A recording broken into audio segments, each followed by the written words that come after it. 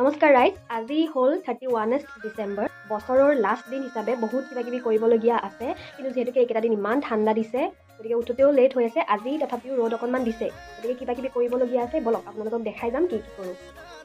As usual বিচনাখনৰ পৰাই আৰম্ভ কৰিছোঁ। প্ৰথমতে বিচনা চাফা কৰি লৈছোঁ, ঘৰ সাৰি আকৌ ঘৰ মুচিও লৈছোঁ দেই। প্লেনটো আছিল যে মন্দিৰলৈ গৈ পেলাই চাকি এগছি জ্বলাব ইচ্ছা আছিল।